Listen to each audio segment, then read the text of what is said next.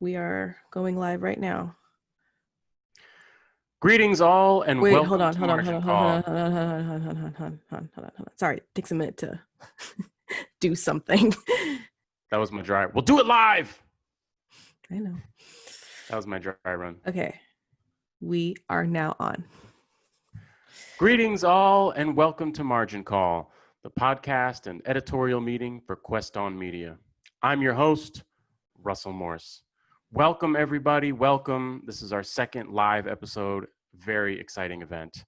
As you all know, I like to quote Bill O'Reilly all the time and say, we'll do it live. We'll do it live.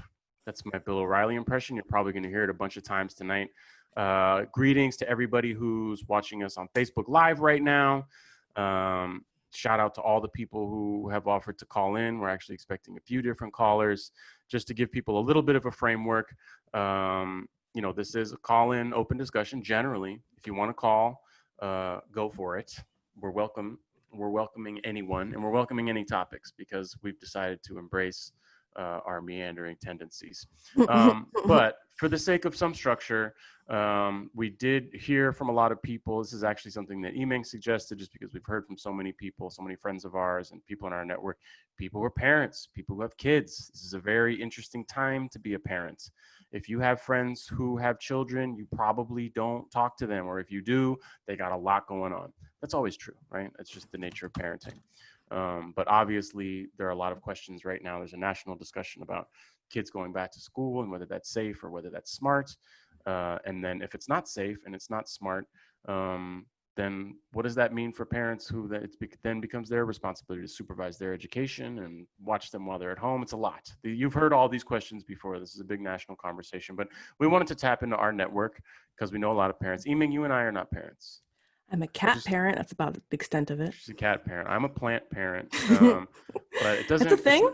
It's not the same level of responsibility, from what I understand, as being a human parent. But this is Ming. For those of you who are watching on video, I got a lot of plants. But you give him water. Wait, what's his name? Ming. You named him Ming? I named him Ming. Yeah, he's like a tiger plant. I think that's what it's called. And Ming was a famous tiger who lived in the projects in Harlem. I've been reading a lot about him lately, so he just had Ming vibes. So I named him Ming.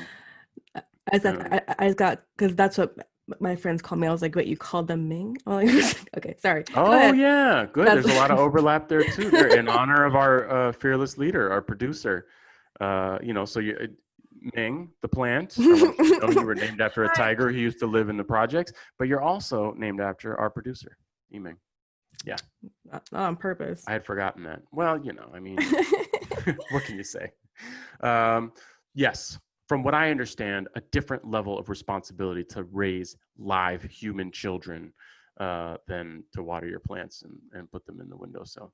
So because Eming and I are not parents and we don't want to speculate about what that's like, we put the call out to our network and to our listeners for people to call in, parents, grandparents, older brothers, kids.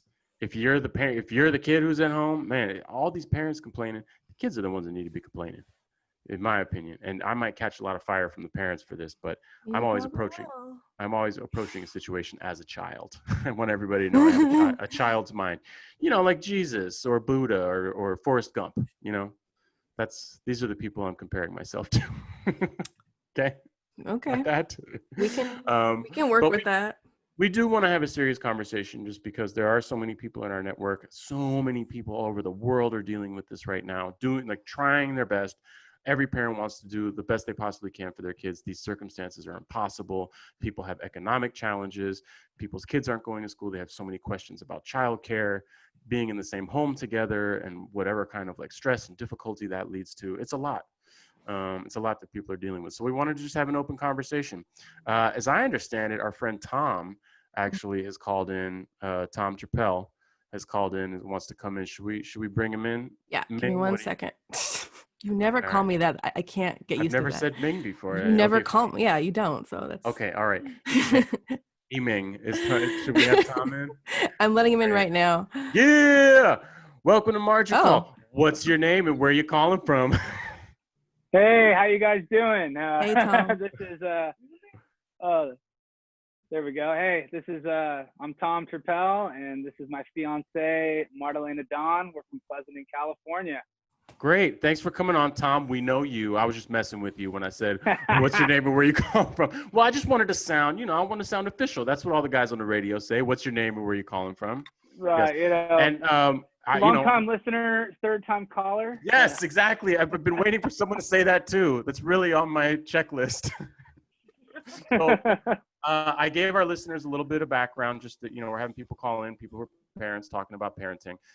First of all, congratulations. I didn't know that you had gotten engaged. That's huge. Congrats. You guys look, for people who aren't watching a video, just listening, they're a very cute couple. They really are a very cute couple. Thank you. It's true. So congratulations to both of you. But from what I understand, you guys wanted to chime in and talk a little bit about the challenges you're having with parenting. Give us a little background on your circumstances. How many kids? Where you guys living? What's going on? We've got 5 kids between us, all boys. I have 3. He has 2. His ex lives about 45 minutes away. So they go to school about 45 minutes away. My ex lives about 10 minutes away. I didn't take them out of school, so we kept the same school system they were in. So we've got challenges, separate households, and also separate school systems year round. Well, you've got a lot. Let me just, first of all, let me just say 5 boys. Wow. That's a lot. As a recovering rambunctious boy, there were only 2 of us. It was me and my older brother. My mom almost lost her mind, of course. Thank God she ruled with an iron hand. I couldn't imagine 5 boys. Fun, never a dull moment, but still, definitely have your hands full with crazy boy. Oh, we got some comical stories between us for sure. Yes, you got to write all that stuff down. So yeah, what are the unique challenges? Like, what's going on right now? Like, who's in school, who's not in school? Are there like childcare issues? What are you guys kind of dealing with generally? Age of COVID, parents, 5 boys. We're pretty lucky because Tom used to work from home. So we have some flexibility that way. I am a 20-year massage therapist. So right now I'm not able to work right now. Oh, of course. Yeah. That industry in particular, people are, 1, don't want to invite people into their houses. 2, definitely don't want to invite people in their houses to, have physical contact. You have a very. And the salons. And she works at a salon. Oh, okay. All right. Wow. Yeah, of course. Yeah. So you've got a specific, there are a lot of jobs that have a very specific challenge in this age. Anything like that, of course, has got to be difficult. I mean, people don't even want a plumber in their house. People will just be like, toilet's broken, whatever, use the other one, So I can only imagine that that's difficult for you guys. Yeah, we couldn't live with that. We had to have a plumber a couple months ago. You're like, bring the plumber in. Mask, no mask, whatever, man. Just fix the toilet. You know what I mean? Yeah. So I guess it's specific to school district, but I would imagine since March or April, so all the kids have been at home. Is that true? Yes, we have all had homeschooling and with split households. The last semester of the previous school year was difficult because everything was in transition. So this semester, Zach and Eddie are in year-round school, so they started this week. My kids still have 2 more weeks in summer. Yeah, and the distance learning is definitely different this year than it was last year. Like, I would say like the end of the school year last year was almost like a Band-Aid, really, like where it's like, okay, we'll have the kids join in on Zoom or Google Class, like maybe every other week. To be like, this is required, because they weren't sure if the students, would have the access at home. But now this semester, this school year, it is distance learning, but they are like, this is required, Yeah. So like instead of maybe having like an hour a day with the teacher, now Zach and Ed especially, they're in on Zoom from 8:30 to 12:30 in the morning, and then they have like independent study work they have to do after that. Well, we've got a 8th grader, a 7th grader, a 5th grader, a 3rd grader, and a 1st grader. Oh my God. Is that appropriate Yeah. to say? Oh my Yeah. goodness. And they're all going to be online. And so, Yeah. Being able to support, I mean, obviously everyone, is working Yeah. the best they can, but Yeah. So I have. so we upped, Go ahead, Tom. So Go we ahead, upped Tom. our bandwidth with Xfinity for Comcast and put Wi-Fi blasters around the house. So But we have knock on wood. in an area that doesn't have, ground cable. Yeah, I mean, that's my question. I assume you can't pass that bill along to the school district like, hey guys, we got 5 kids who need more internet. You're gonna help subsidize this? Something to think about. Well, I mean, like the internet, like Comcast has been nice enough to remove their data cap, so therefore you don't have to pay for thanks because of net neutrality. You have data caps now on how much you can consume a month, unless you want to pay for an extra tier. So we don't have to pay for that data cap anymore. Right. So that's good, especially because I'm working online 12 hours a day. So it's like I need the internet in order to do my Microsoft Teams meetings or things like this. And everybody in that house is working online all day. It's like one of those apartments that in Silicon Valley, where you got like 10 guys living in a bunk bed just coding all the time. No, and it's funny because it's in the morning. I'll be on like a meeting at 8 a.m. and I'm like walking around like the principal with my laptop going, okay, you on? Okay, are you on? Okay, you're on? Okay, good. And he's got all the boosters. We've done everything we can. Yeah.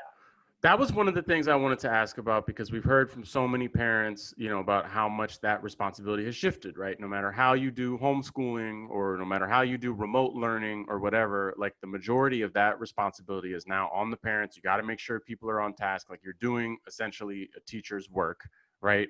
What does that look like? I mean, I know you're entering a new school year or whatever, but I'm kind of curious just initially, what was that like from March to, whatever, until late summer, early summer already?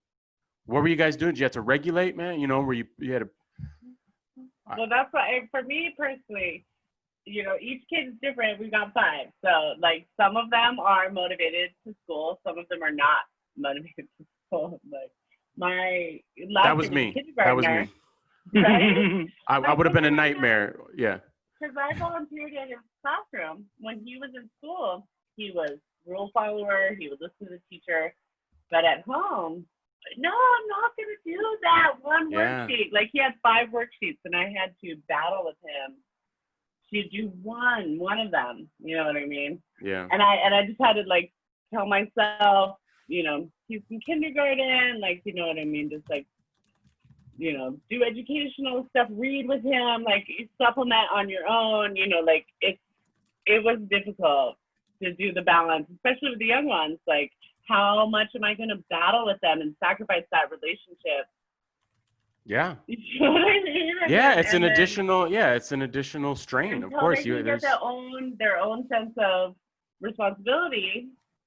Of course. And the older kids do have. There was older kids. Yeah, and there was a learning curve for us too, because there were all these different online portals that the parents had to check in or make sure that the kids were turning in their work that we were not familiar with at all. And as a 20-year butt tester, besides therapist, I do not computer much.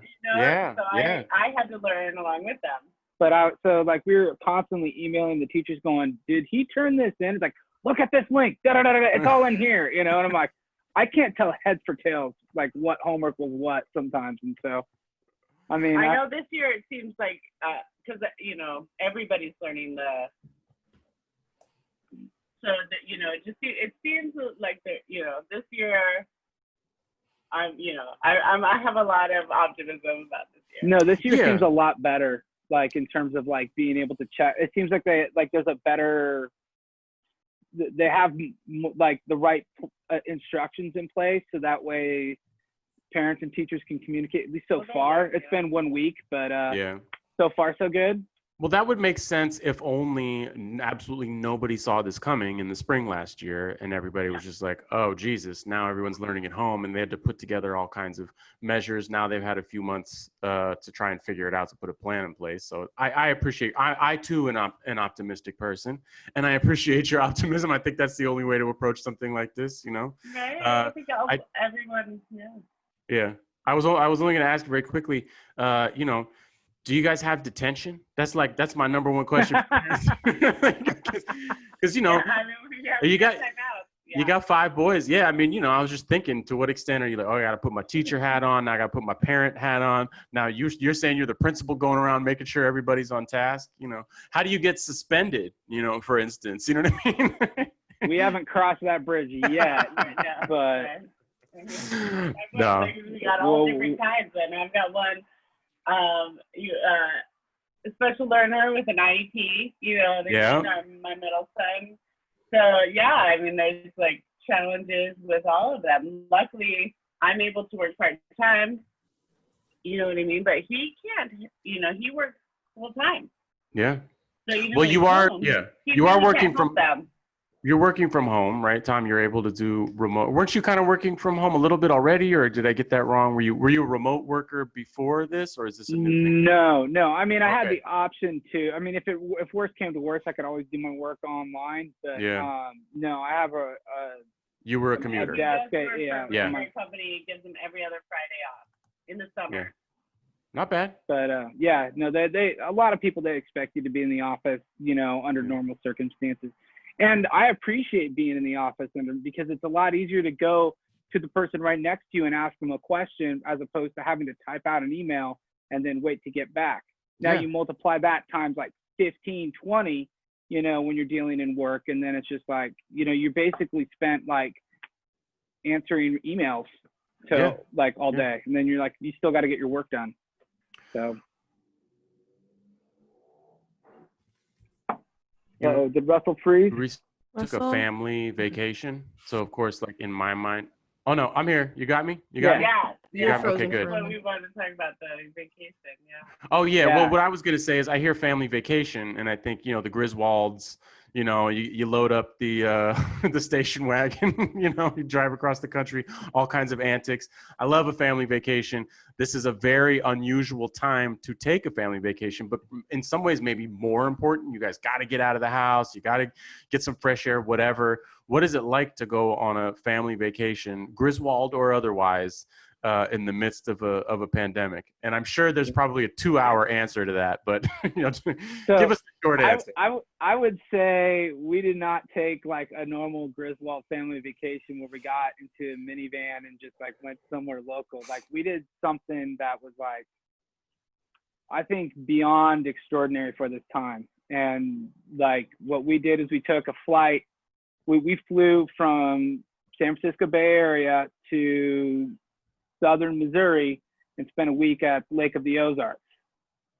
And so like it was definitely different than traveling during this time right now is surreal. It is like a science fiction movie in some ways, like because we went from SFO to Denver to Kansas City and then drove from Kansas City to southern Missouri. And I mean, to see how vacant SFO was, you know, just like we went on a cruise 2 years ago, and then like our flight was at 6 a.m, but we went on a cruise 2 years ago around that same time, and there was a lot more people. Sure. Yeah, but it was just like, it was surreal not to see anyone traveling. Right. I mean, nobody's flying. It's 28 days later, man. You know, this is a zombie movie. No one's anywhere. The trip was planned over a year ago, and so we're like, do we go? You know, there was that brief period where, you know, restrictions let up, and we were allowed to book flights. We were coming from a place where we live, the outbreak is very low. And we were going to a place where the outbreak is very low. I did the research within a 93-mile radius at this place we were going, at the Lake of the Ozarks.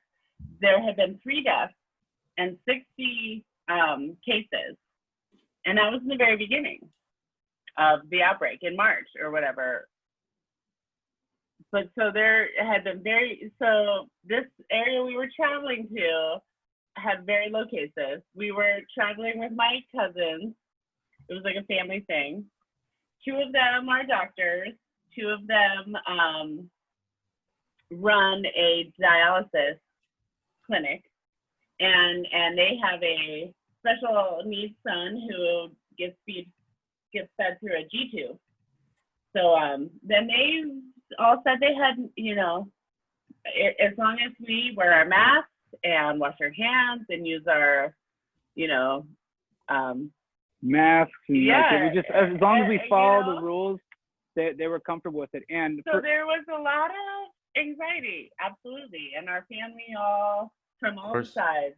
Of course. And we are a blended family. So my ex actually filed a temporary. He wanted to get temporary to custody. Was that because he didn't think the vacation was a good idea, or was that because? Yeah. Oh, because okay. of the air travel. Yeah. Yeah. He said I was being an irresponsible mother, and he took us to court actually, and the court ruled no, that we could travel, and we took it very seriously, and it's been we got back a week ago. So what's your takeaway? You were like, we took the right precautions, we were safe, we got to have our vacation. Yeah. It was good. It was worth it. Yeah. I also want to add, I think it was worth it. Oh yeah, it was totally worth it. We did our research. Like, obviously, we would never have planned a vacation at this time, but the vacation was already planned, and so we did our research. We did, the risk analysis, and we decided that it would be okay. Okay. And I want to add a couple of the people that we talked with. Like my aunt has worked for United Airlines as a flight attendant for 50 years, and she's still flying right now. And she's flying from LAX to Honolulu and Denver. And I think she's 75. And she's 75. Wow. We consulted with her before we went, and she was like, okay, as long as you wear your mask, you wash your hands, and so, it was obviously a big risk, and we didn't post anything on social media or anything like that, Yeah, it is an interesting time because there's such a spectrum of opinions about what's appropriate and what's not appropriate, and there's so much judgment attached to decisions that people make. It's very different than, being a parent a year ago where you're like, I made this decision for our family. It seems like the right thing. Everything's kind of loaded and everybody seems to have an opinion, and a different one and usually critical. So it's hard to make your own decisions, even if you're an informed parent taking the right precautions. Yeah. Well, and I want to add, it's not like we don't take COVID-19 seriously. We do. We have sheltered in place. We sheltered in place for like 4 months. In the month of May, I traveled 17 miles. Wow. Yeah. Yeah. I think that's clear. Yeah, I think that's clear. I think a lot of people are in the situation where you are, taking it very seriously, wanting to make the right decisions, but also making other calculated decisions and informed risks. But yeah, that makes sense. I'm glad you guys were able to do as terms of a vacation. I know it wasn't a Griswold family vacation, but you guys got to hang out at the lake. Great. It was amazing. It was amazing. We got to have it in the middle of 2020. I definitely feel privileged, and for sure. Yeah. We're getting married September 25th. We're having a backyard marriage. If people can come, they can come. If they can't, they can't. You know what I mean? We just really wanted to get married. Yeah. That's great. So that's great. Well, I'm really happy for you guys. First of all, engagement and marriage, beautiful thing. You love to see people in love. And also, that you guys found like a safe and responsible way to get out as a family after months and months of, I'm sure, being stacked on top of each other and kind of being in a house together and dealing with the stress of, having to be a teacher and a principal and a parent and work and everything.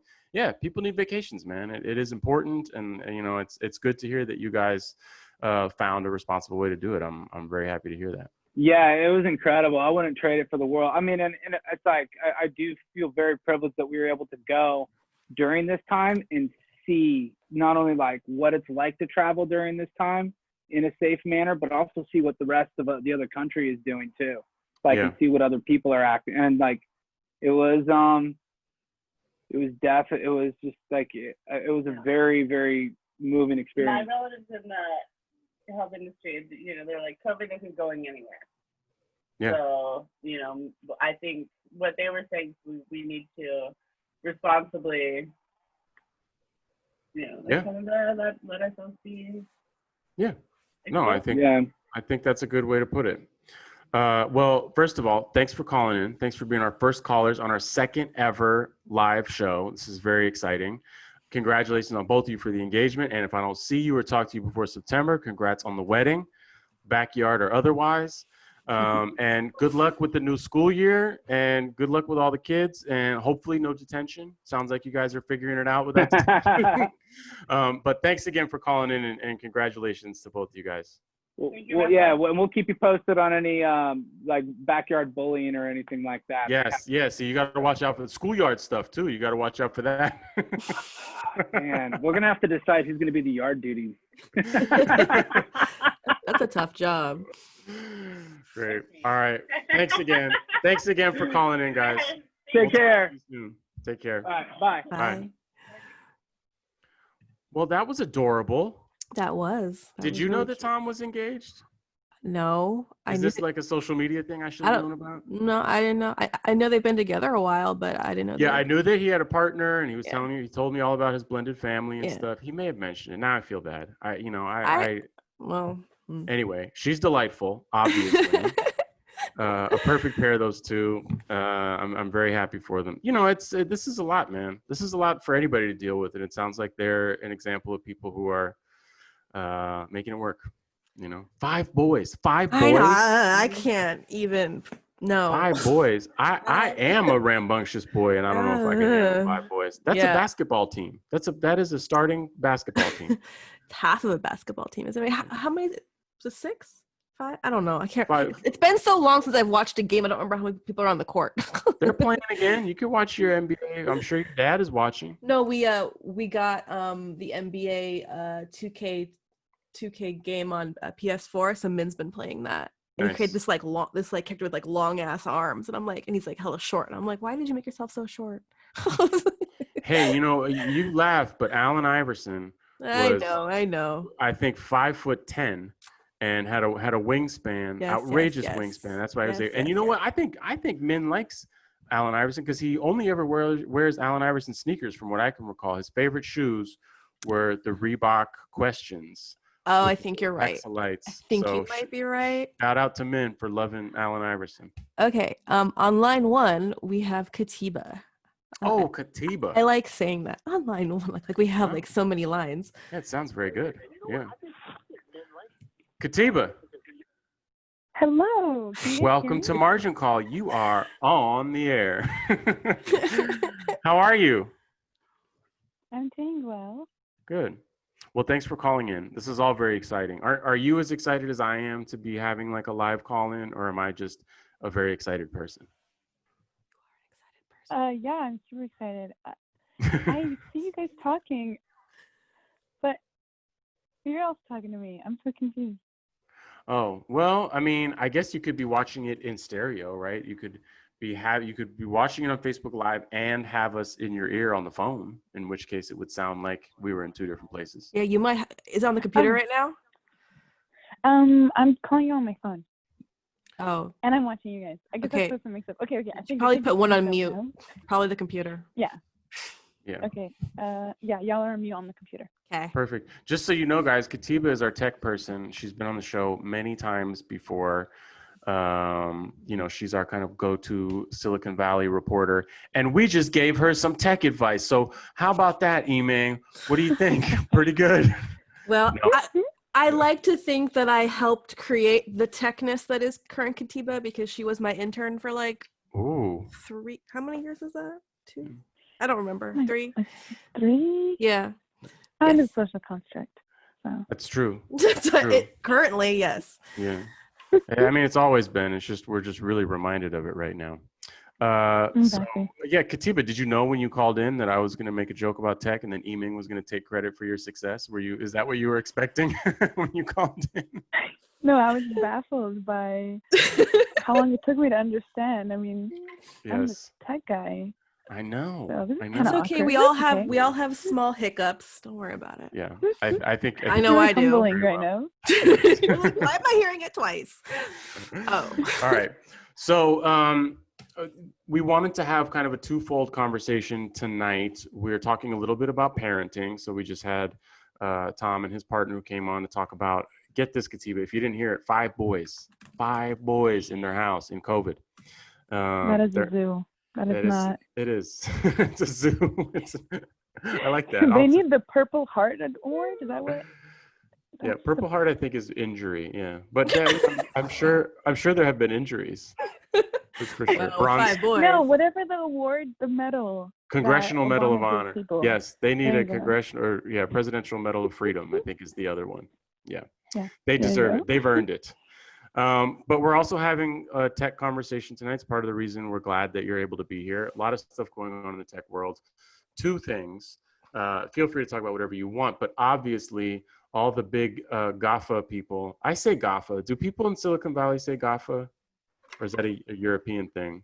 Katiba, it's for Google, Apple, Facebook, and Amazon. You know what I'm talking about? There was another.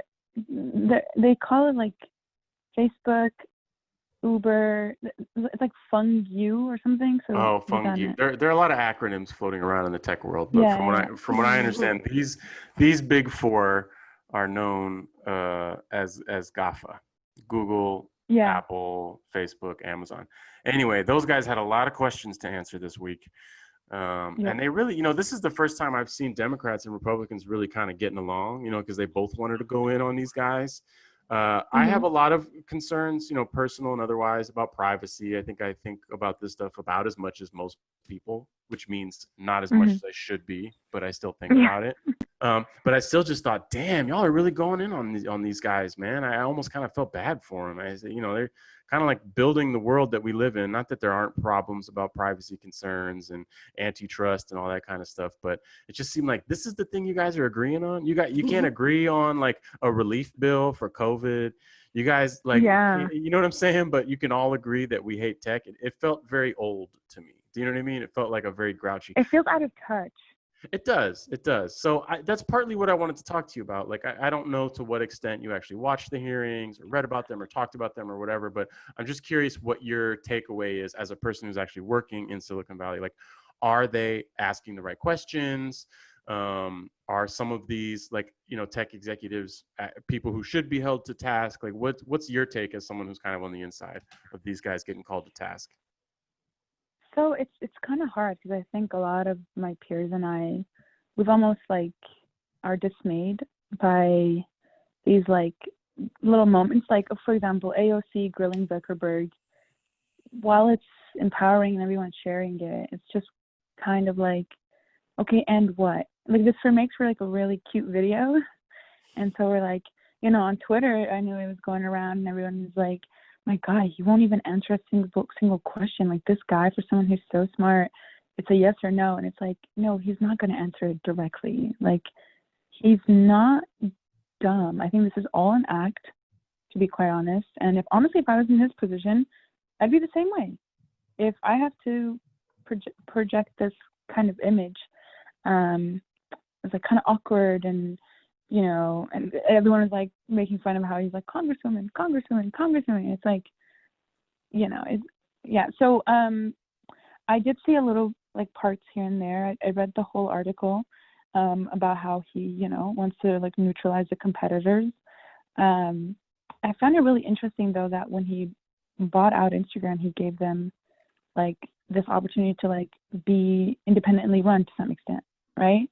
And that had to be I know, oh my goodness, who was also offering? I believe it's Twitter. Twitter is also trying to buy them out, and it's sometimes it goes beyond the money. It's just still having your agency and whatnot. So it makes me think about how easy it is to just get acquired, right? And how easy it is to have your idea stolen, truly ripped away from you. Because it's hard. I think all of this kind of makes you feel, I don't know about y'all, but it makes you feel damn, there's just powerful people, and you either join them or you kind of get stolen from, or you're just simply a user. So that was depressing. But you know what I mean? Yeah, I mean, I think that's a very appropriate context here, is that you know, we've seen a lot of antitrust historically, and in a lot of ways, everybody's a consumer, right? Like they had dealt with oil companies, you know, 100 years ago. It's like, all right, you guys all are joint operating agreements, and you're driving up the prices together or whatever. And you know, everybody was using gas, but you know, I use Facebook, Apple, Google, and Amazon. I think it's fair to say, like, in some way or another, if you include Instagram in that, like, I think every day. You know what I Yeah. mean? Like, that's a huge part of my life. And I'm not really a very techie person. Like, I don't really use social media that much. And I don't, you know, but these are companies that are like fully enmeshed in our lives, in a lot of ways kind of define our lives, which is very different from like a corrupt oil company that's just like, yeah, I got to use a car every Yeah. day.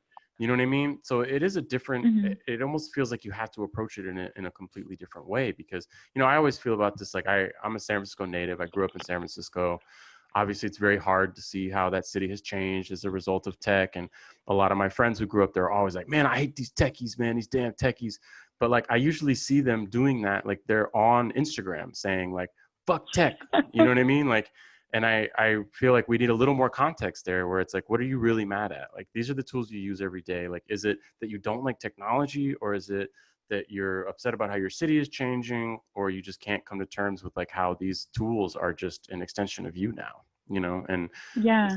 in some ways I heard a lot of that from the people who were at least asking some of the questions. AOC, I guess, I think AOC is a little different because she's like young and she kind of actually understands tech, but a lot of the older people who were asking questions, this happened the last time Zuckerberg came up, like they didn't even know how to ask a question because they didn't understand how the tools worked, you know? Yeah, they were asking about like it's funny now, like in light of how Trump is trying to like ban TikTok, everyone's like, you do realize all these other American companies also sell your data.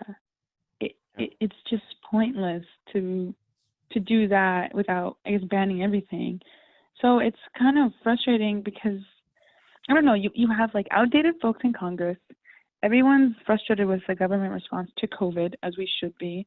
And this is being tackled now feels so wrong. And I mean, it's fascinating when you're just reading it, but it just begs the question, like, can we just have this conversation maybe when we're not seeing a spike in cases? Can we just, you know, like have this a little bit later? Because like, again, I'm reading about it on The Verge, and there's like a link to Twitter and Facebook. So yeah, it just like, yeah, right. You write a irony. hate piece. You write a hate piece about like, oh, these companies are tyrannical and they have too much power, and like share this on Instagram. You know, like at the bottom. It's amazing. That's exactly, I think, the point I was trying to make. I mean, I agree with what you're saying about like priorities. Not that this is not an important issue, but somehow there is one issue that is much more important, which is that people are getting sick and people are dying and people are out of work, and we don't have like a comprehensive federal response to it, right? So although, I think I'm totally with you. It's like the timing just seems off. And part of the reason I think is like, this is low hanging fruit, right? Like everybody, it's fun to hate, you know, you love to hate the tech companies, right? It's so much fun to make fun of Mark Zuckerberg. In some ways, I feel like, you know, for Congress, they're like, oh, there's like another group of people in the country that's more hated than us. Like, why don't we bring them out so that we can ridicule them? Yiming, what do you say? Tom has a comment. Tom says the data issue is primarily what laws like GDPR and CASL are all about. I don't know what that means. Does anyone know what that means? I gotta look to Katiba on you for this one. Anything? I know about the oh my god, what is it called? The GDPR. That's like privacy laws in the EU and whatnot. Oh, okay, so those are the ones. I okay, remember when those got put in place. I think it was the beginning of 2019 or maybe 2020, because I just remember all of a sudden. Tech companies had to like change how they shared their data, especially, and everyone had to like acknowledge that. Yeah, it didn't mean anything except that every website I went to had a pop-up that said, "This site uses cookies. Do you agree? You know, do you agree?" And I just always put agree. It's like, you know, I mean, I hate to use this example, but you know, if you're like not 18 and you like visit like a porn site or something, they're gonna say like, "Are you 18?" You'd be like, "Oh, of course I'm 18." You know, like you just click that button without thinking about it. I think most people not that that regulation isn't important, and I'm sorry that I used a pornography example, but so I do apologize. It was the first thing that popped in my head, but it's the Wrong same crowd, Russell. Wrong it's the same crowd. kind of thing. I'm sorry. I just mean, like, there are so many things that we do absentmindedly. It's like, I don't know, anytime I download software, they're just like, you know, there's a whole contract that you're supposed to review and sign at the bottom, you know. And that happened to me once when I was at the Apple store, because I was doing a bunch of, you know, because I'm an idiot. So I went to the Apple store. I was like, hey, my phone's not working. And they're like, well, have you upgraded it? You know, so I had to do that with the Genius person. Because I was just, that day, I was an old man. But, you know, I like to read things before I agree to them, at least scan them, you know. I work in the legal profession. So in front of the guy, I was like looking at it. I was like kind of scanning it. He's like, no, just scroll to the bottom and click OK.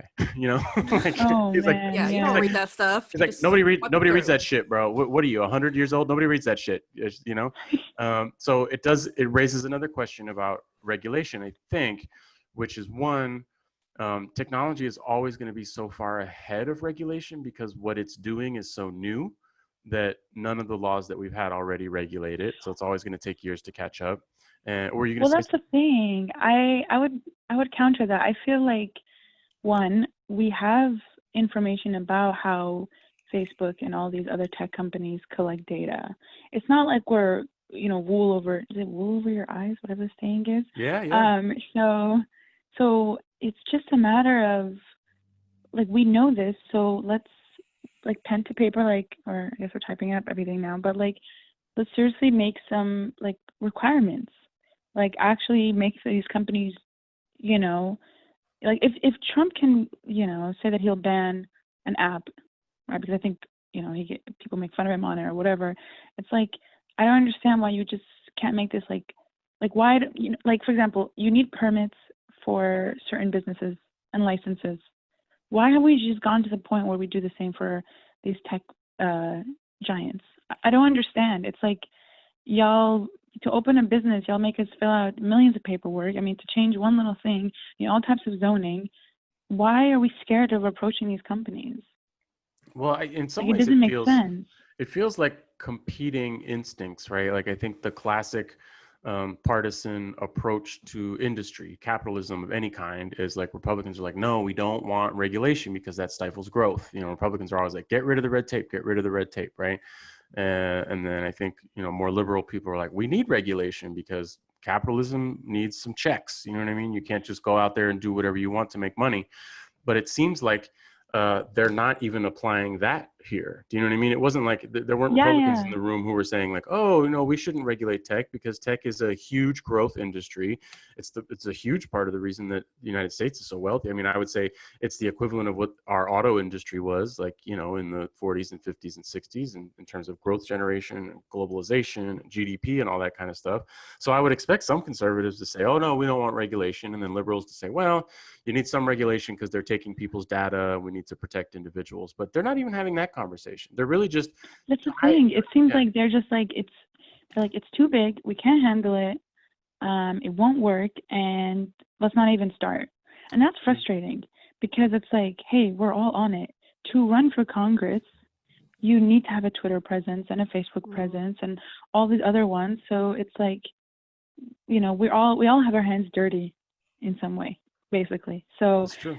It's, you know, like, it's hard. I just don't understand. It's okay. Like, it would make sense if this was, when did Facebook start? Like 2007 or 6? A little earlier. I think that's when they stopped. Oh, yeah. You used to have to have an EDU, but I think they Yeah. changed from EDU around 2000. Back when it was super exclusive.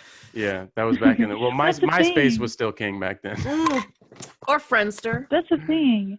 Like, Friendster. 2007, 2008, like, we still don't understand it.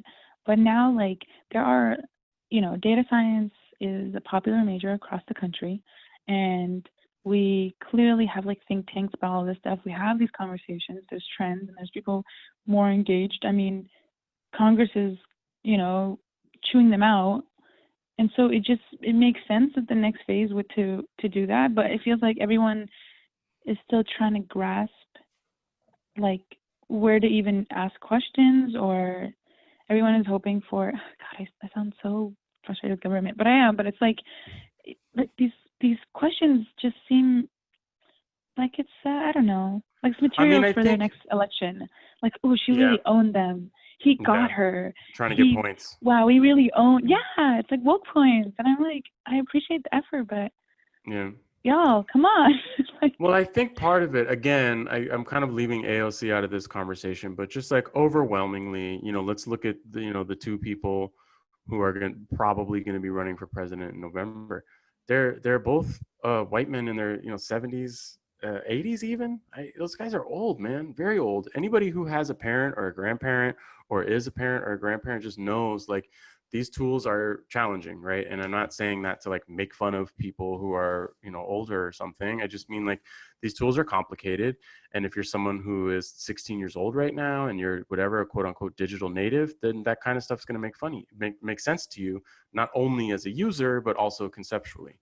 And so it's the equivalent of like your family thinks you're a genius if you like change the input on the TV so that yeah, you know what I mean.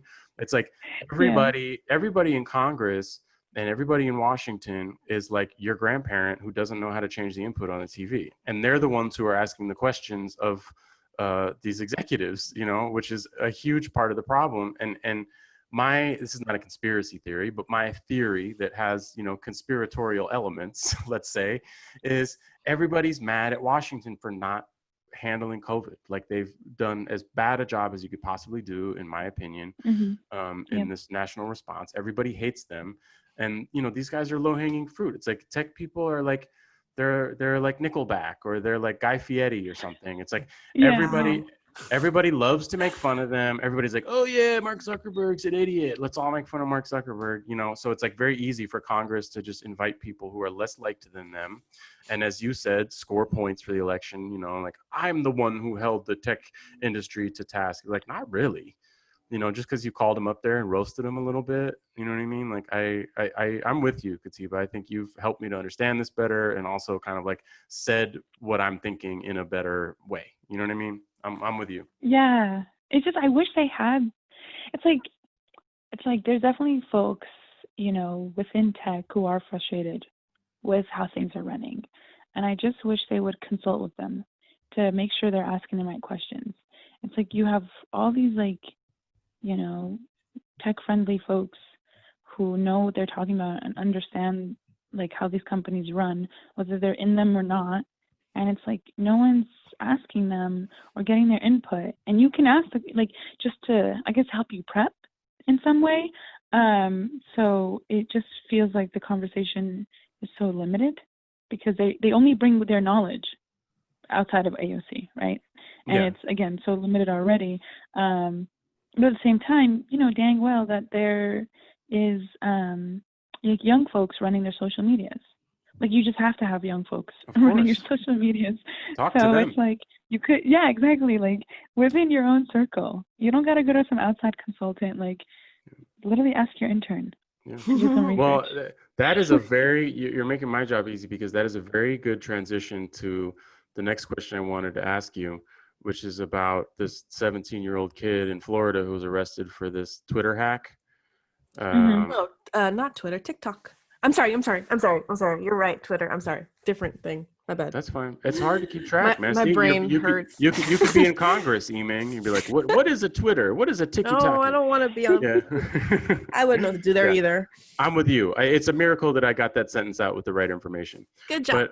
But what I loved about it was, first of all, everybody's like, oh my God, it's North Korea. It's got to be, it's Iran who's attacking us. I was like, no, dude, it's a 17-year-old who knows how to use these tools better than anybody else in the world because he's a digital native. Like his youth speaks for itself. And his youth also speaks for itself in his ambition, where he was like, okay, I have access, I can hack into anybody's Twitter account. What am I going to do? Hey, let me get some Bitcoin, dog. You know what I mean? Like, yeah. Like he got $180,000. Oh, yes, God. yeah, exactly. I mean, there's a lot. We have a limited amount of Kanye West references that we're allowed on the show, so let's keep track. That's one. But that's Drake. Yeah. No, there's no limit to how many times I can talk about Drake. All right, everybody knows that. Those are the rules of this show. But my question to you, Katiba, is like, what is the takeaway from like there's got to be a relationship there's a connection that I'm not making between these oblivious 70-year-old white men in Congress who don't know how to ask a question and a 17-year-old who can completely undermine one of the most powerful communication tools in the world. Like, help me. Like, shouldn't we just get this 17-year-old kid and put him in the president's cabinet and ask him how to sort things out? Like, wouldn't that be a good enough punishment? Like, you have to be in Trump's cabinet, kid. Sorry, you broke the law. But you could You now have to like regulate. Yeah. I mean, is that a reasonable solution? Not this kid in particular, but like bringing in people who know, right? Well, yeah, I mean, that's kind of like what I talk to folks, like, because I'm in the fraud prevention space, and I always like tell folks, I'm like, you know, these fraudsters, they are so innovative and so creative. I mean, we have to use machine learning to keep up with like the types of fraud they commit, because every time it's something new.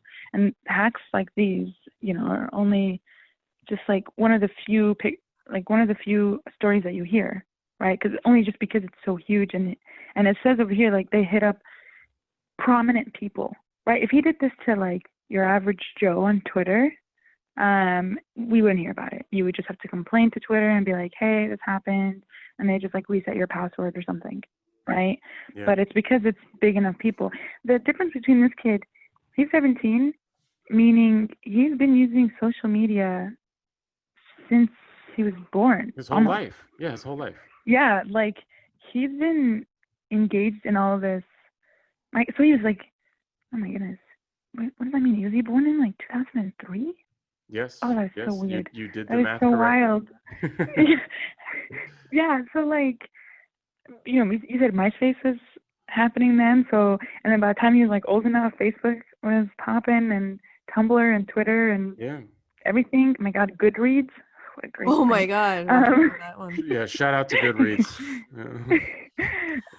So it's just like, you know, yeah, people like this, you know, I don't think, I mean, I don't know his background, not that much, but it's almost, it gives you an insight to like, y'all are dealing with youth who really know what they're doing. And they are, I guess, to, you know, these lawmakers, especially since he got such egregious, like, you know, what do they call it? Oh my God, when they punish someone, whatever. I'm not really good with legal stuff, but because they like laid it on, you know, how much trouble he's going to get into. It's like, you know, he's like one of many kids who you have to watch out for. And I think that's why they're punishing him so severely. Besides, of course, like stealing money, right? Like if he just hacked in and, you know, leaked some messages here and there, like happens to celebrities all the time, you know. And then they'd apologize to the Notes app. So, but it's like when you hear about what these kids did, like for the Tulsa rally for Trump, when they bought up all these like non-existent tickets, right? Or like reserved them. It's like, y'all need to be careful. Like these kids don't play around, and you're ruining their lives by not responding properly, by not funding their education, access to technology. It's like, I'm not surprised this happens. I'm just not, because it's so easy to learn this. And again, these tech giants, I'm sure he watched a bunch of YouTube videos on how to hack and stuff, which is so funny, because what if we did that to YouTube or something? Yeah. There's levels. There's a lot of levels. I watched this how to hack YouTube video on YouTube. Exactly. You would think they might want to take that down. Right, and there's like threads on Twitter that teach you anything and everything. Well, I So really I would like not that be point. surprised. I mean, we do always try to have young people on here. The younger, the better. Because obviously that's an insight that we don't really get if you look at mainstream media. Everybody's talking about like, oh, what should we do to send kids back to school? I haven't heard one kid interviewed about what he you know what I'm saying? Like what they think should happen for school. Like, do you feel safe? You know, high school sophomore, be like, you just don't, that voice is glaringly absent, and it's in our DNA to try and highlight those voices. But, you know, part of the reason we don't hear much about young people, or young people don't really get accurate representation, is, you know, you can't vote till you're 18. You know, and I'm not saying that people should vote younger or anything, but it's telling that, you know, the group that is probably the most subject to government regulation, right? It's like you go to a public school, everybody's passing laws about you without your input, you know. don't really have a political voice, and as a result, nobody listens to them. So in some ways, this feels a little bit like, what you're saying is like, this is their political power. They've, in some ways, like young people have the ability to seize a power which is independent of our power structure and actually more powerful. Which, I mean, we've seen a lot of examples of that. I mean, domestically, I guess I'm thinking internationally, like Arab Spring, for instance. It's like those weren't all young people, but those were people who like use tech tools, which are more powerful than whatever communication tools they had, whatever in Egypt or any of those countries, in order to build a revolution. And I'm not saying like, oh yeah, we need to have our version of that here. I think we did very briefly. Occupy, shout out to Occupy. Remember that? But it's a reminder that these tools can be extended to people who are excluded, who have been denied political power and are excluded from the political process. They can kind of seize it using these communication tools, which don't have the same kind of regulation. I like that idea a lot. For this kid in particular, I don't know if you guys, the kid in Florida, did anybody see Catch Me If You Can? The Leonardo DiCaprio movie? You guys remember that? Great movie. True story. This kid was, 16, 17 years old, and he learned how to pass fake checks. He lived a fake life, but the way that he funded it was by passing fake checks. And the whole story is him getting chased down. He pretends, he successfully pretends to be a doctor, successfully pretends to be a lawyer. Very, very interesting kid. Oh my God. I live for a good scam. I'm going to have to watch it right after. Oh my God. Catch Me If You Can is actually a top shelf movie. Like, I'm not just pulling, I have a lot of obscure references, or I shout out a lot of movies from 20 years ago in this show, but that one is very good. And yeah, so that's the premise. It's a true story. This kid was just kind of like passing himself off as whoever he wanted. He was very smart. He was able to use these tools. So in some ways, and the reason it's relevant is because what ends up happening to him is he finally gets caught. He has to serve time because he did steal a lot of money, but he got an offer for a reduced sentence if he helped the FBI look at fake checks and determine like how people were passing fake checks. So he, was like a consultant for the government. So I'm like I said, bring this kid in. Yeah, he doesn't need to go to jail. Yeah, exactly. Bring him to DC, put him in the FBI office and be like, all right, we don't know if this is North Korea. We don't know if this is Iran. We don't know if this is China, or this could just be some kid in his bedroom. You seem like you might know. Like, maybe you could help us out. You might have an inkling. Yeah. Because I think part of the problem, like you're saying, like, yeah, we need people who understand tech to be in government to make these decisions. But what I think is people who really understand tech can make so much more money in the private sector that it would be ridiculous for them to work in Washington. This comes up in a lot of industries, people who do environmental regulation or whatever, you can make more money in the private sector, but people do it out of service, quote unquote service. But there is a real like glaring absence of people who know what's going on in tech in government. And I don't know, I remember, my recollection is that Obama made a lot of efforts to try and bring people in from tech, and I'm not saying like, oh yeah, it was very successful, but I just remember there was a lot of lip service to it. There was a lot of like, let's bring people in so we can understand this thing better. And I'm not trying to compare those two administrations, but I don't hear that effort now. No one's trying to get someone who understands up there to ask the questions. Right, and it's so funny because like looking at this kid's mugshot, I guess it's like he's just upset he got caught. Well, like he's like he looks like he's almost like smirking about it, and like it would have gone well. And it's like when I looked up where this happened, it's like, really, in Florida y'all had to catch him? Don't y'all have like a insane outbreak that's happening? Can't we focus on that? Like, no. Like, there's a one time where I'm like, can we give him a little immunity? Just a little. COVID immunity. COVID immunity only extends to the president's friends, unfortunately, not to 17-year-olds in Florida. Yikes. But yeah. There is a lot to consider there. I'm very intrigued by this young person's story. I'm going to keep following it because he's 17, so the FBI can't press federal charges, I understand, because he's a minor. So I think they're local charges. But I'd like to see how this shakes out, because it is the kind of thing where you should just get like a county judge who's like, well, son, I don't know anything about computers, but I know we got a big problem with people's hacking. And it seems like you know something about hacking. Maybe I could put you in my district attorney's office and you could do a little bit of counter hacking. That's my impression of a community service judge, everybody. Thank you. Thank you very much. Yeah. A little bit of community service and give back what you know. So we are taking other calls, Katiba, but I want to thank you for coming on. This was very enlightening. I've learned a lot. I think our listeners have learned a lot. And I'm going to take it easy on Mark Zuckerberg from now. He's just an easy target, man. I don't like easy targets. You know what I mean? I'm sure it's fair to be critical of what's happening at Facebook and him as a leader, but it's like, do I really need to like look at a picture of him surfing with too much sunscreen on and make fun of him? No, I don't. I think it's smart that he wears sunscreen. He seems fair-skinned and vulnerable to skin cancer, and I'm glad that he's wearing sunscreen. And that's how I feel about Mark Zuckerberg. He's so meme-worthy. It's amazing. I think I have like Yes. a bunch of photos of him in my phone. He's a human meme. A human meme. So I'm here to build. I'm here to be Zuckerberg's defense. I'll call him up. Be like, listen, man. Everybody has a story. Let me rebrand you. Perfect. But yeah, thank you so much for having me. I love talking tech and really getting a chance to read an article, which can be kind of hard sometimes. That's true. No, this was great. We'd love to have you on again very soon, Katiba. Thanks for coming on. Of course. Thank you. Bye. Right, have a good night. Bye. You too. Bye. Katiba is just delightful. Mm-hmm. Every time she comes on, it's like I had forgotten from the last time how good she is at breaking these issues down, man. We got to get Katiba a contract. Do you think we can compete with her salary at her loss prevention or fraud prevention company she's working with in Silicon Valley? Probably not.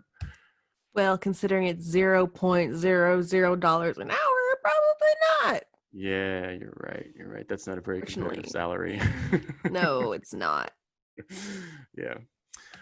So I know that we were expecting to hear from a couple other parents, so I want to give them a minute to call in. I checked in with everyone that I have numbers for. Okay. Paul said he was a little busy, so I'm confirming if he's coming on or not. One thing I know about parents, they're always busy. So Yes. It would be unreasonable for us to ask, like, oh, what are you busy with? What, you mean just because you got 2 kids, you can't call into my radio show? I mean, overall, this has probably been the best of our 2 that we've done. The best of our 2. Yeah. That's a high bar. Well, the first one I thought was really good, especially considering we were just figuring it out as we went. I know, but in terms of like guests. Yeah. Yeah, no, that was great. That was really wonderful to have them, and we were able to touch on both topics. While we wait, we do have some folks watching. If you want to, yeah, let me shout out some folks. Who's on I don't there? know. I don't know. Oh well, listen. let me give a group blanket shout out to everybody who's watching us on Facebook Live. You are our lifeblood. Hold on, let me try that again. You are our lifeblood right now. Thanks for listening, and thanks for watching. It also is like kind of doubly ironic that here we are talking about tech and regulating tech. And it's like, well, watch us on Facebook Live. And, right after that, I'm like, Mark Zuckerberg's not such a bad guy. Check us out on Facebook Live. I'm aware. It's a tool that we need to reach people with. It's a tool. It's evil, but it's necessary. It's necessary evil. Yeah. I mean, the guy who invented Morse code is an asshole, but we needed Morse code for a really long time. And some people still use it. So Samuel Morse, meet Mark Zuckerberg. I'm sure they get on splendidly. Yeah. But yes, thank you to everybody who's watching us on Facebook Live right now. Paul's coming in. Love it. At the 11th hour. Well, you know how. It's the 11th hour. I think that counts. Paul's actually been on the show talking about being a parent before. He was talking mostly about teaching. Yes, that was the last time we saw him. Yeah, the last time we saw him, he was on here talking about how he was like, I don't remember any of this shit. How am I supposed to teach it to my kid? I think that was it was math related. Math related. Yeah, you don't use it, you lose it. And he was also saying that the math levels are higher now, right? Like the math that you're doing in 8th grade is different than what we were doing in 8th grade.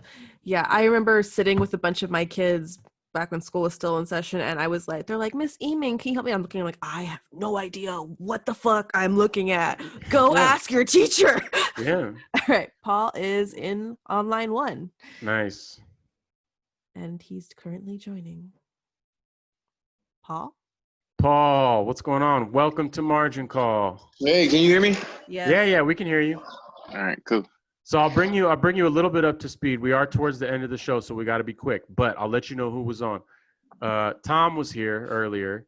Terpezi, Pleasanton, 2 kids. Terpezi Pleasanton. His kid situation has changed because he has a partner. He's engaged. He's getting married in September, and his lady has 3 kids, also boys. Oh, she got 3. He got 2. That's 5. They have 5 kids together. So they were telling us. He up at Charlie level already, huh? He is. He upgraded. He upgraded his kid level. So anyway, he was on. He was good. You know, he and his fiance were both like able to talk about the challenges, the solutions. They also took a family vacation. Can you imagine? Family of 7 taking a vacation. They flew to Missouri to go to a lake, which is like, I mean, they did it safely. They told us, you know, they did all the research. So it's like, you know, that's not an issue. I just mean a family of 7 taking a vacation in normal times is crazy, but think about doing it with 7 people, all the additional precautions you have to take. They broke that down for us. It was, I think Katiba said that they deserved the Presidential Medal of Freedom for having 5 boys and taking them on vacation. That's right. That's right. Russell, speaking of family, your Uncle Bob says howdy from Wisconsin. Smiley. Hey, what's up, Uncle Bob? Shout out to Bob. Uncle Bob, another dad, raised my 2 cousins, Connor and Kate, 2 of my favorite people in the world. Very good dad. Uncle Bob is good at a lot of things. He's good at softball. He's a very talented musician. But I think the best thing he ever did was being a good dad to both those kids. So shout out to Uncle Bob. Thanks for listening. So Paul, break it down. Last time we spoke, you said your kid was doing math you didn't understand and you didn't know why you had to be the teacher. So now that is there no school during the summer? What is the summer like with a youngster? What's it like being a dad in the midst of COVID without any help? Well, some help. I know your mom's helping. Yes, my mom helps a lot. Yes. Shout out to mom. But it's funny because it was kind of like an extension of the summer. You know what I mean? When the kids were first out of school, it was like one and a half months left of school left. And it was like, okay, we're out of school. And it was like, damn, this is like the summer with no activities already. You know what I'm saying? So it's like, damn, you're forced to watch your kid. You're forced to do the homework. You're forced to do all these things. And then now you're in a position where it's like, damn, now I'm more comfortable. Now I'm kind of coming up with my own curriculum for the day. Like, what am I going to talk to him about today? You know what I'm saying? So it is it gives your kid, you know, when you send your kids to school, you're sending them into the world where they're going to learn different things. They're going to meet different people.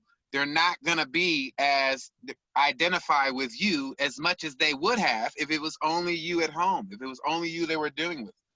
So I think we're getting back to that type of thing.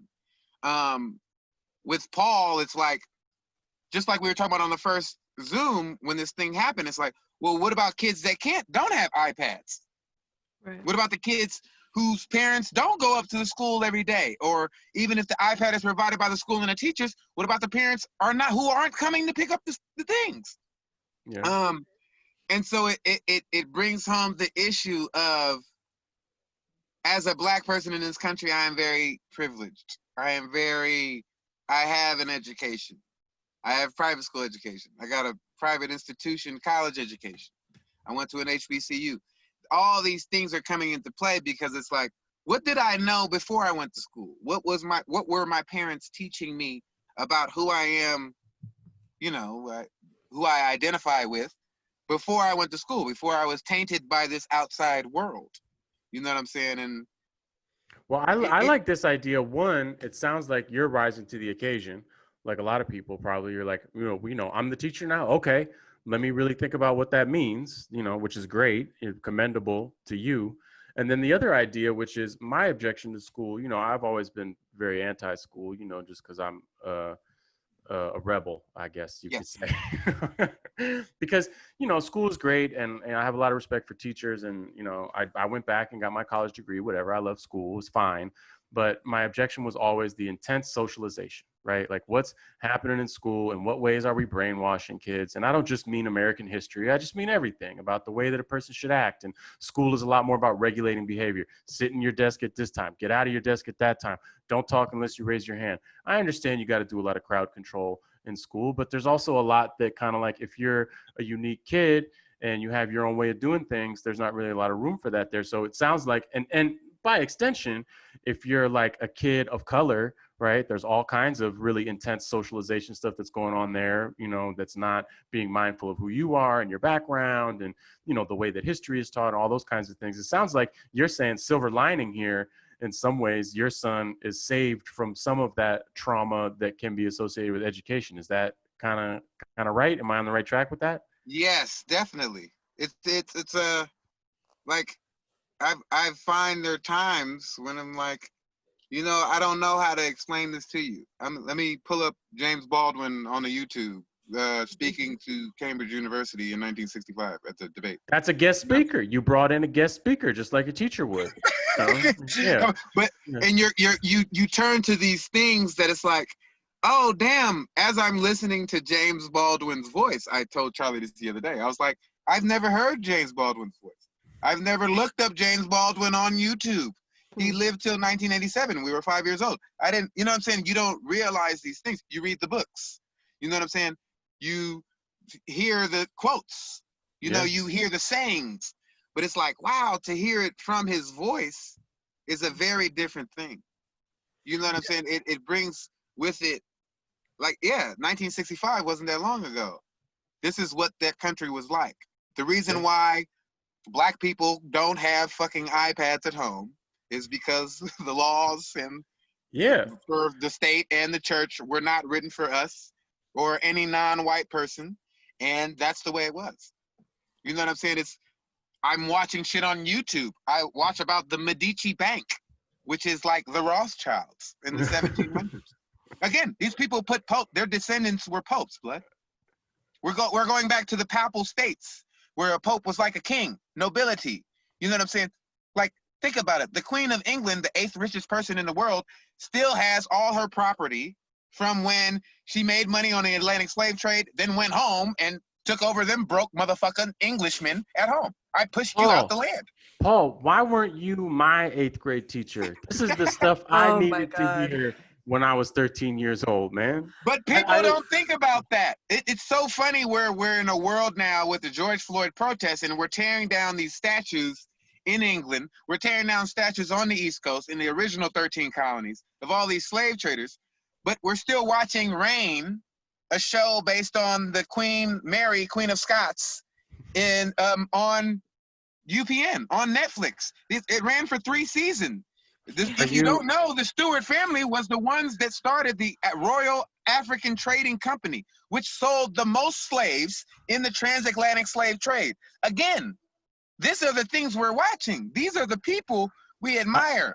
This is the old reality TV. I have to ask, Paul, are you a fan of Reign? Are you watching the Mary Queen of Scots show? I heard it's pretty good. I want reparations from that bitch too. I want reparations. That's the title of the show. Yeah. Hey, but it's all connected. So well, I like this idea. I mean, I just want to make this quick point because I think this connects to something that has been a conversation in this country long before COVID, right? A lot of people wanted to homeschool their kids, right? People say, let's do homeschooling. And I think a lot of the popular opinion about that was kind of negative. People would kind of ridicule it, like, oh, you were homeschooled, like there's something messed up with you. Like either your parents are like, you know, in a cult, or, you know, it's like it had to do with somebody's religion, or they're, you know, you're not gonna... kids were still going outside. This is a time where you talk about kids were riding bikes, kids were going to the park, kids were going, they just started building skate parks at this time. Well, but what I'm saying is just very quickly a defense of homeschool. I'm not saying everybody who homeschools their kids is perfect or anything, but that impulse sounds like a very similar impulse that you're having, which is like, what are our kids really getting at school, and what can we provide them at home that might be more relevant or might better provide them or prepare them for life in the world? That's the same point I was hitting at. When you were a kid in the 80s, your parents told you go outside. Yeah. Go play. Go ride your bike. I don't care. Just get out of my face. Don't turn. No, you can't watch TV. Go outside. They didn't care what you were doing outside. They didn't know you were standing in front of a corner store smoking weed outside. They didn't know these things. True. Now, we're a culture, we don't have the street corner. We don't have people in the neighborhood. We have Instagram. We have Facebook. This is the street. Instagram is the new corner. So if Ooh. my kids are only consuming this social experience on a screen or through my phone or on fucking Fortnite on the Nintendo Switch that is fucking connected to the internet, you're not, it creates a thing where it's like, well, I'm looking at what you're doing on the quote unquote street now, and I don't approve. Yeah. So most of the people that were homeschooled was like, look, I'm doing homeschool for my kids because I know what my school life was like. I know what it was like for me in the streets. I needed more supervision. I needed more homeliness. You know what I'm saying? And so that is what drove people to have homeschooling before. Now, your kids aren't getting a social experience at school. Your kids aren't going outside, even though they are allowed to go outside in their neighborhood. So it's a very different thing. You know what I'm saying? Yeah. I like this. Obesity was a problem before MySpace, Facebook, and Instagram. Where are we now? Now we're not talking about obesity. Now we're talking about something else. You feel me? Oh, yeah. Black people are labeled as criminals. And these protesters are people protesters rioting. It's the same way a black kid couldn't look at a white woman in the 1920s. Oh, he whistled at my wife. I thought he was going to rape her. I lynched him. It's legal. Well, I think a lot of people have made that comparison. I mean, this is internet relevance, but like that was the rise of the Karen, right? Like the reason that Karen related activity was not harmless. You know, a lot of people are like, whatever, man, let the Karen slide. But the reason it's serious is because there's a long legacy of people making false accusations against Black people, false or not, which led to really dire and disgusting consequences. But I want to make a quick point about something you said, which I love, the idea that the internet is the street corner now, because I feel like that's how we end up with people like Tekashi 6ix9ine, right? Like if the internet is the street corner, you don't have to do the things you used to have to do to be on a street corner. And I'm not saying, I wish we could go back to the days when everybody brought a knife and a gun to school. I don't glorify violence, and I don't want to be like a grouchy man who was like, I grew up in the midst of the crack epidemic and everything was terrible, even though that is true. I just mean there is a different requirement in order to enter into what we used to call the street corner, which now, I mean, I guess the studio gangster has been around for a very long time, but now the internet gangster has really taken everybody out. The only thing I wanted to make one more point about homeschooling before we wrap this up, because you were late, Paul. I'm just kidding. You weren't late. But he was on time. Paul called exactly on time, which is so Paul. I was like, "Are you coming? Are you coming?" Oh shit! We were about to wrap it up. I was like, "Oh, okay, yeah, we're gonna wrap it up," and then boom, Paul came in, and that's just so Paul, and that's why we love Paul. But homeschooling, one example of homeschooling, someone who we all know and love, Silvano. Right? Silvano and all of his siblings were homeschooled. Obviously, there are different considerations. Not every family can do it, and it does ask a lot of the parents. But, his family was able to. His mom was able to homeschool him. He's one of the coolest kids I know. When we met him at 12, 13 years old, he was like, he was in the Boy Scouts. He was learning how to fence. He was going to summer camps where he would perform Shakespeare. You know what I mean? Like we've known him longer than 13 years. 13 years was when he came to be an intern at the office. That's what I'm saying. We knew his father. Long before that. Yeah, we knew him when he was a baby. When he was 8 years old, his mom was teaching him Latin.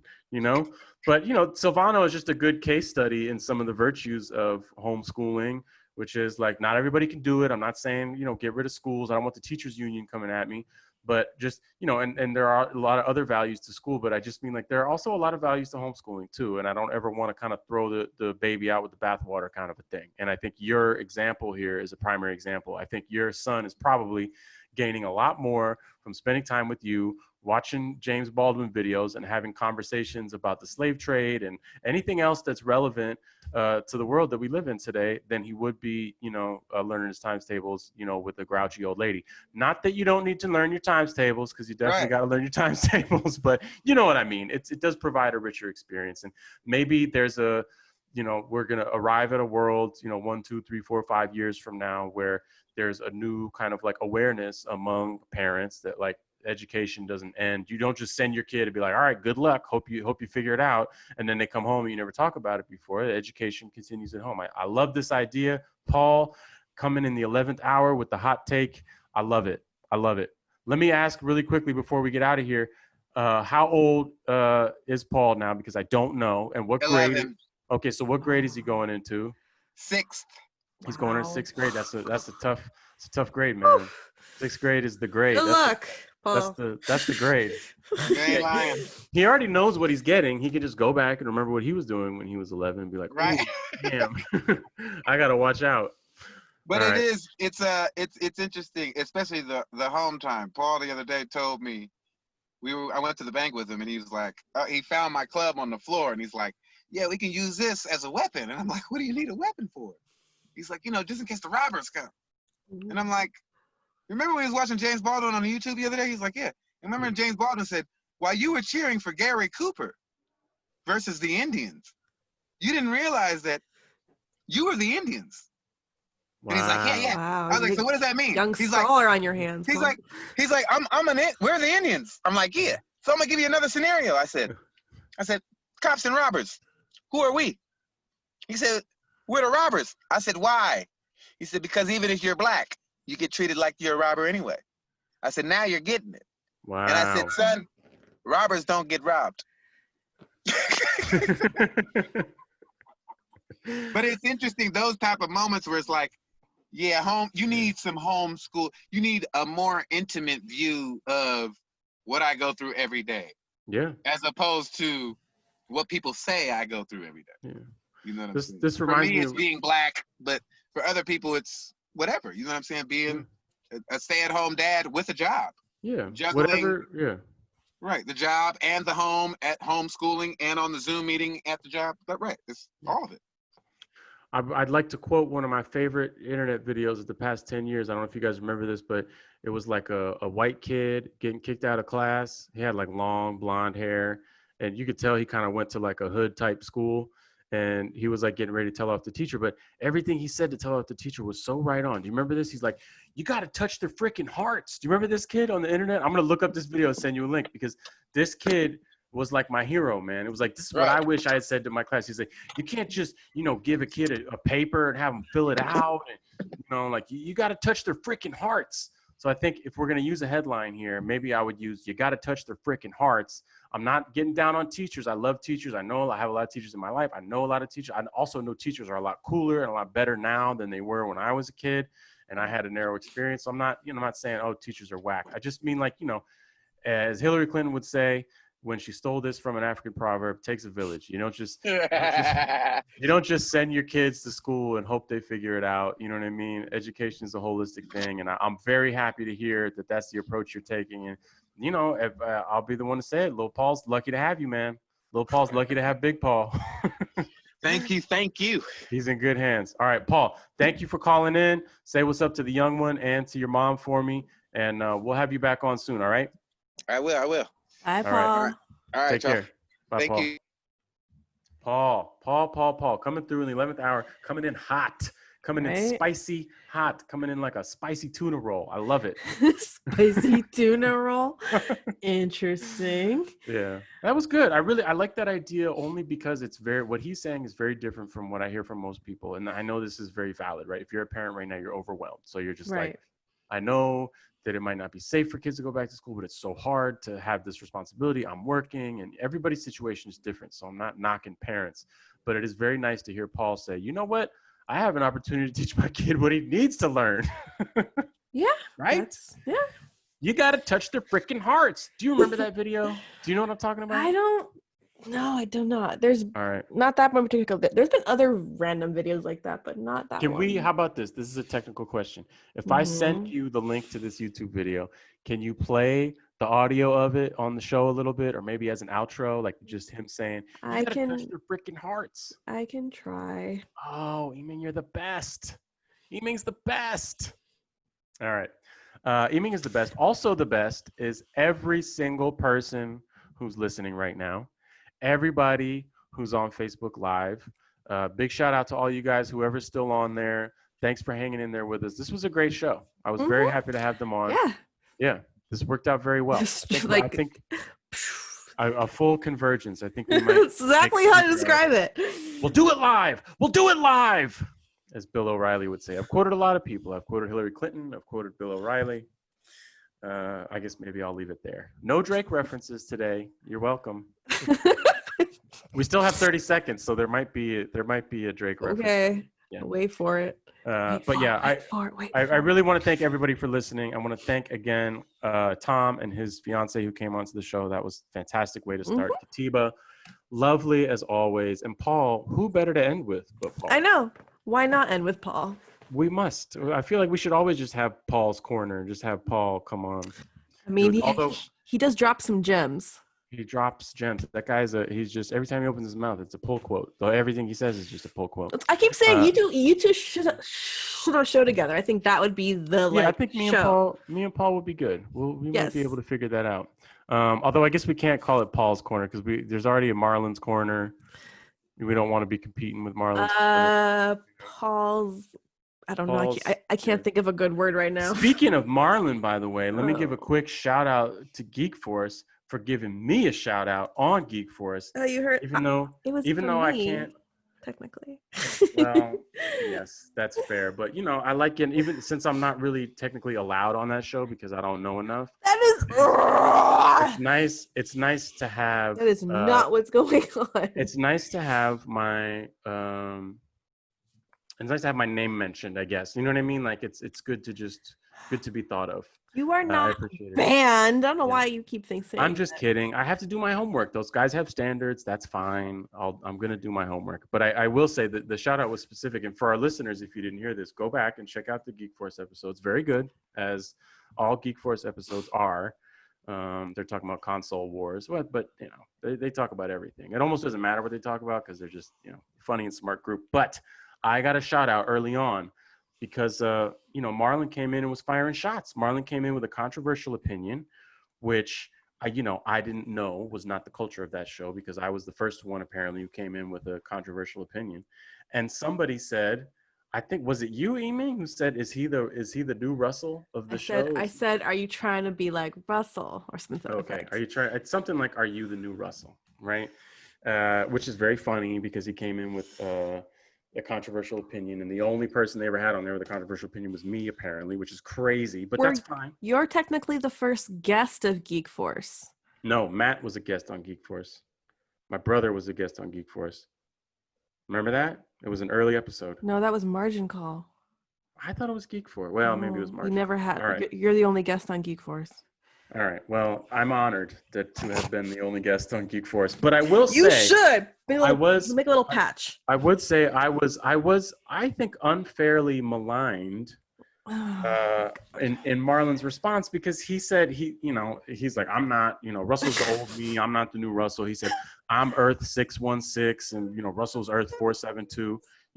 Which is like, okay, fine, deep cut, right? Like you want to insult me and you want to insult me in a language that like you think I'm not going to understand. That's fine, all right? But Earth 616 is just not a deep cut. You know what I mean? That's just the Marvel universe. Everybody knows that, especially now that everybody watches Marvel. But the only thing I didn't like about that mention was that Kat said, Russell probably wouldn't even get that. Did you hear that part right after that? He said, I'm Earth 616. He'd be like, he's not even going to get that. Can you, the assumption, I'm being geek-splained here. I've been geek-splained out of the room that people would think I didn't know what Earth 616 is. Just because I don't walk around, showing off my credentials and knowledge all the time doesn't mean I don't know little things like what Earth 616 is. But I think, if you're really going to do that comparison, I think that I would be Earth 616 and Marlon's kind of like maybe like a Earth 1999999, whatever the Marvel Cinematic Earth number is.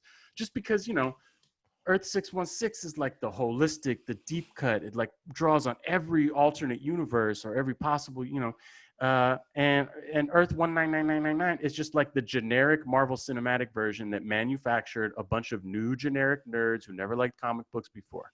So I would like to think of myself as Earth 616, and I would posit that Marlon would be Earth 1999999. You are both special in your own ways. That's true. That's true. I like Marlon a lot. Marlon's Corner is great. I hope that they saw the video of me trying to do my Marlon impression. Yes. They saw it. They saw it? Okay, good. Yep. I'm sure it was loved. Marlon was very confused because he said Kat said way more, so he doesn't know why he was being targeted. Well, it's kind of like when Tupac was beefing with Biggie, he would save a verse for Mobb Deep. He'd be like, oh, hold on, also Mobb Deep, because he wanted to bring everybody in, and he would also like mention Junior Mafia. Like he wouldn't say all Junior Mafia, but so I like to think of it that way. But I wouldn't say shots fired. Although now officially I think shots are fired because he's the one telling me I'm Earth 472, some made up ass, alternate comic book universe that doesn't exist, and he's 616. Imagine the ego someone has to compare themselves to Earth 616. And after that, I'm going to say, I'm the real Earth 616. Only an egomaniac would compare themselves to Earth 616. Yes. Shout out as always to our fam over at our sister show, Geek Force.